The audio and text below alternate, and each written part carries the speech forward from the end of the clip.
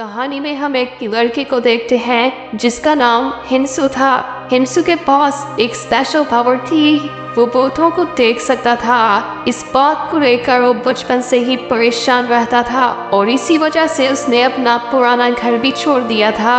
अब हिंसू जवान हो चुका है और कोरिया के एक शहर में रहता है। वो अपनी माँ को फोन करता है और बताता है कि मैं ठीक हूँ।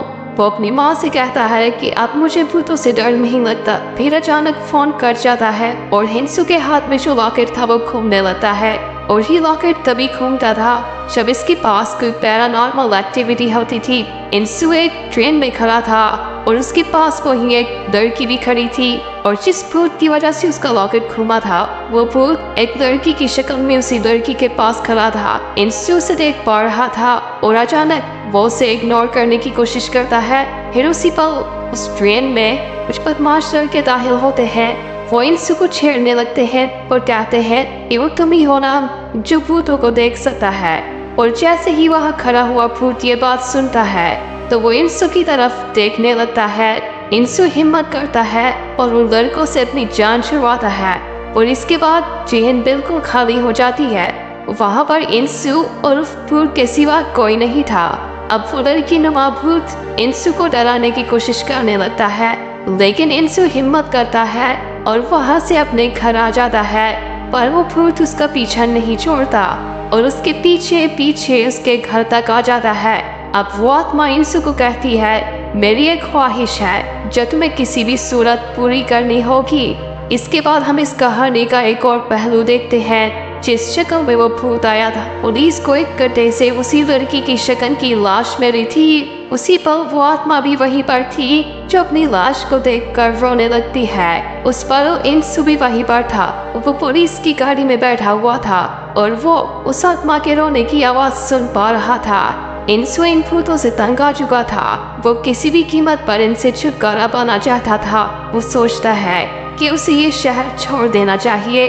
वो अपने अंकल को फोन करता है और उनसे कहता है कि मैं वापस घर आना चाहता हूँ। हिंसू के अंकल भी उसी की तरह भूतों को देख सकते थे। उसके अंकल चिल्लाकर उसे कहते हैं, नहीं तुम यहाँ नहीं आ सकते, क्योंकि अगर तुम भी यहाँ पर आ गए तो यहाँ पर भूतों का मेला लग जाएगा।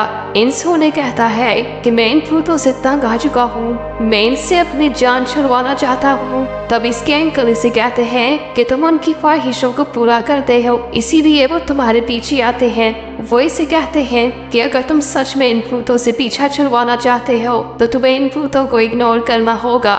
हिंसू ने ये तय कर दिया था कि वो वापिस अपने घर जाएगा। उसने अपने पुराने स्कूल को भी इन्फॉर्म कर दिया था कि वो वहाँ पर एडमिशन लेना चाहता है। फिर वो अपने अंकल से एक हादसे के बारे में पूछता है और ये हादसा क्या था ये हम कहानी में आगे जान पाएंगे। अब हिंसू एक बस में सवार होता है और अपने होम टाउन जाने के लिए निकल पड़ता है।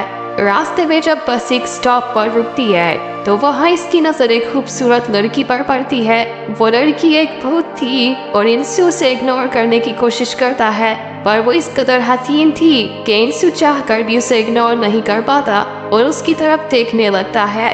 जब दोनों की नजरें मिलती हैं तब वो भूतिया लड़की उसकी तरफ देखकर मुस्कुराने लगती है। फिर हिंसू अपने घर पहुंच जाता है। घर के अंदर दाखिल होते ही हिंसू की नजर अपने दादा की तस्वीर पर पड़ती है। उसके दादा भूतों की झाड़ फूक करने में दूर दूर तक मशहूर थे। इसके बाद इसकी मुलाकात अपने अंकल से होती है। हिंसू के अंकल कभी भी अपने घर से बाहर नहीं गए थे क्योंकि वो भूतों से बहुत ज्यादा डरते थे। फिर अगले दिन हिंसू अपने पुराने स्कूल में जाता है। आज हिंसू का अपने पुराने स्कूल में पहला दिन था। उसकी क्लास टीचर उसे क्लास के बाकी बच्चों से इंट्रोड्यूस करवाती है। अब क्लास की एक लड़की होंजी हिंसू को अपने साथ वाली सीट पर बैठने का कहती है। वो हिंसू को अपनी तरफ अट्रैक्ट करने की कोशिश करती है पर हिंसू से कोई भी रिस्पॉन्स नहीं देता। फिर क्लास के दौरान हिंसू को वहाँ पर किसी भूत के होने का एहसास होता है और जैसे ही वो क्लास की विंडो की तरफ देखता है तभी एक भूतिया लड़की अपना खून से रंगा हुआ हाथ खिड़की के ऊपर जोर से मारती है और अपने हाथ का निशान वहाँ पर छोड़ देती है। इसी मंजर देखकर हिंसू डर जाता है। अब जब हिंसू घर आता है तो ये बात वो अपने अंकल के साथ करता है। तब इसके अंकल इसे कहते हैं कि अब अब तुम्हारा सामना जिन भूतों के साथ हुआ है वो इस कदर डरावने नहीं है। तुम कोशिश करो कि इन भूतों को जितना हो सके इग्नोर करो।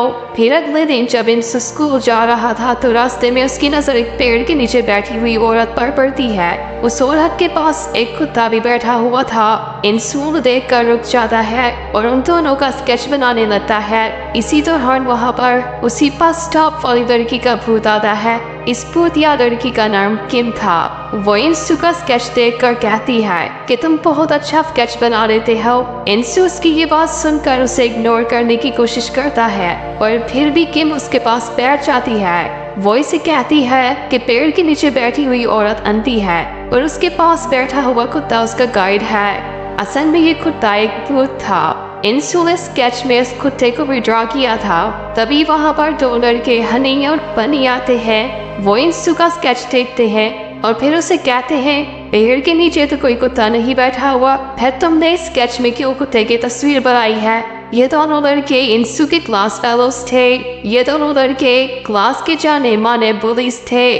अब बनी उससे लड़ने की कोशिश करता है और उसे वहाँ पर गिरा कर पीटने लगता है। चलिए दोस्तों, अब इस कहानी के 10 साल पीछे चलते हैं। इसी स्कूल में एक छोटी बच्ची पढ़ा करती थी जिसका नाम ए यौन था।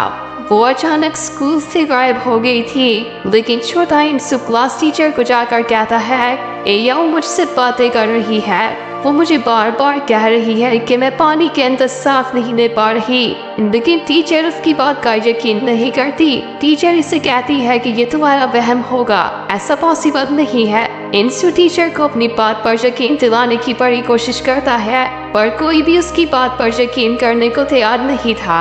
और तभी हम वहाँ एजाओ के भूत को देखते हैं। चलिए अब इस कहानी के वापस 10 साल आगे चलते हैं। बनी पीटते हुए उसे वार्न करता है तुम अपनी हद में रहना और ज्यादा होशियार बनने की कोशिश मत करना, वरना मैं पूरे स्कूल में ये बात फैला दूंगा कि तुम हर तरह के भूतों को देख सकते हो।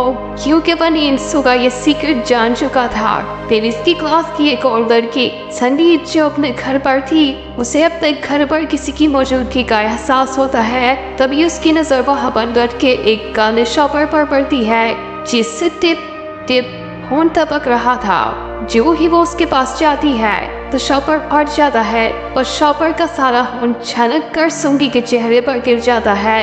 वो फौरन से अपना मुंह धोने के लिए पानी का नल खोलती है, पर नल में से पानी की बजाय खून आ रहा था। इसी दौरान इसकी नजर एक मास्क से ढकी हुई लड़की के भूत पर पड़ती है। उसे देखकर वो जोर जोर से चीखने लगती है। इसके बाद वो अपनी एक दोस्त को कॉल करती है और कहती है कि वो आ चुके हैं। दोस्तों, आज की कहानी इतनी ही थी।